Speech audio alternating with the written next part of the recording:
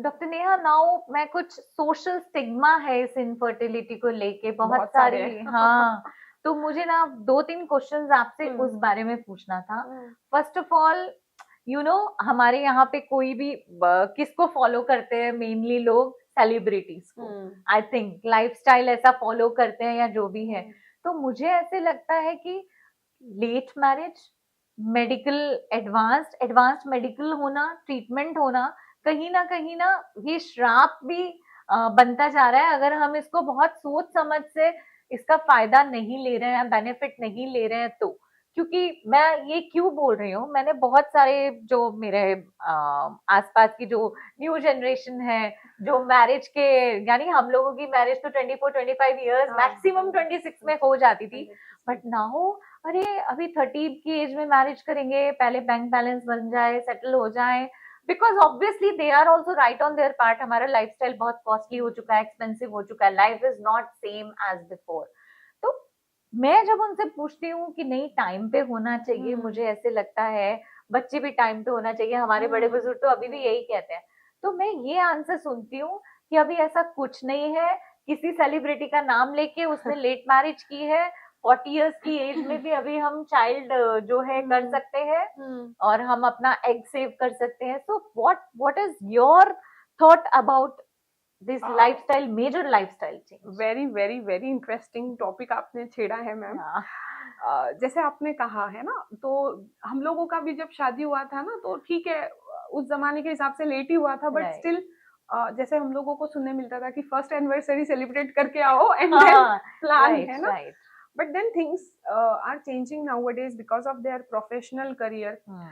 But then this social egg freezing and embryo freezing and sperm freezing, ये बहुत ही अच्छे options है। I would like to break many myths about the same on your show. They are very good options to balance your professional life and your reproductive life, है okay. ना। And what I would like to recommend to every couple कि देखो, कोई भी, हम लोग सब लोग हमारी प्रोजेनी क्यों आगे बढ़ाना चाहते हैं, हम लोग क्यों बच्चे चाहते हैं, है ना। So that we can have that better part of our life, हम उसे एंजॉय कर सके, है ना। तो मैं मेरे हर पेशेंट को बोलती हूँ कि goal should be at 50 you should have a child who is 15 made, hmm. वो लड़का लड़की कोई भी हो, but at 50 child should be at least 15, तो यस। आपका वो रैपो बने और आप वो फेज एंजॉय कर सको, है ना। हाँ, बिकॉज तो there is a very important part of egg freezing and embryo freezing and sperm freezing के बारे में, मैं ये तीनों के बारे में आपको थोड़ा बताऊंगी। जैसे क्या होता है ना, बहुत सी बार होता है, जैसे आपने बोला बैंक बैलेंस बनाना है, जो भी है एक्स वाई जेड या रीजंस, या तो हम लोग ना बहुत ही अच्छे तरीके से उनका एग फ्रीज कर सकते हैं। अब हम्म। ये एग फ्रीजिंग के पीछे लॉजिक ऐसा है कि सपोज कोई है who is very much into her career, है ना, प्रोफेशनल हम्म। करियर। तो अगर वो 28 पे अपने एग्स फ्रीज कर दे, है ना, जब उसका पार्टनर फिक्स नहीं है, हम्म। और वो सपोज से फॉर एग्जांपल 35 में now she is almost settle and she hmm. Wants to move hmm. Ahead with her hmm. Reproductive career, hmm. But उसके जो एग्स है they are of 28 28, years of that age. Makes a huge difference, Yes. है ना। हाँ। तो it's a reproductive clock which goes on, ये किसी के लिए नहीं रुकती है ना। हम्म। रिप्रोडक्टिव क्लॉक उसकी चल रही है, भाई तुम हम्म। तुम्हारा प्रोफेशनल करियर कंटिन्यू करो, but hmm. Then her reproductive clock is not waiting for her. तो हम्म। चाहे वो 35 में भी अगर अपना प्लान स्टार्ट करे, बट उसके एग्स जो फ्रीज है that will be of 28, so that hmm. makes a huge difference in quality terms, I am saying quantity तो Okay. of course 110%, हम्म। 28 पे ज्यादा रहेगी, बट क्वालिटी बहुत ज्यादा अच्छी रहती है 28, 30, 32 डाउन द लाइन, है ना। तो हम्म। egg freezing is a beautiful option for such couples, or for such females I would say, who want to balance their reproductive life and their professional life. Okay. Then another beautiful option is embryo freezing, Okay. है ना। Suppose recently I have freezed embryo like 2-3 days back only for a couple, जो plant है, सब कुछ है, fixed है, they are in relationship, and but they don't want to have that parenthood feeling abhi recently, like in coming 2-3 years, Oh. है ना। but then what is the option for them, they should freeze their embryos because उनका partner fix है, तो उनके eggs लेके, partner का sperm लेके, we can make the embryos and freeze the embryos for say 3 years 4 years down the line. even if they take the decision at 38 years of age कि नहीं, now we want this parenthood to come in our life, लेकिन आपके embryos पहले के पहले हैं, के है। तो it makes a very huge difference, है ना।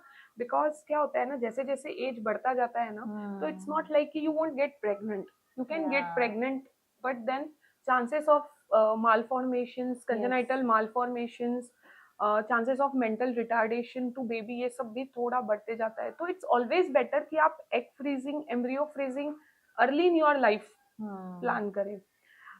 एक जस्ट स्मॉल मेंशन करना चाहूंगी about sperm freezing as well. I was having a case so that boy had to underwent some kind of treatment for testicular cancer, but then उसके testicular cancer के treatment start होने से पहले we just उसके हमने sperm freeze कर लिए, तो उसने शांति से वो treatment अंडरगो किया कि चलो यार मेरे स्पर्म्स फ्रीज है, I am not in stress कि मुझे टोटली ओलिगोस्पर्मिया या अजूस्पर्मिया हो जाएगा and my sperms will be like nil by the end of treatment. So it's a wonderful option when used wisely.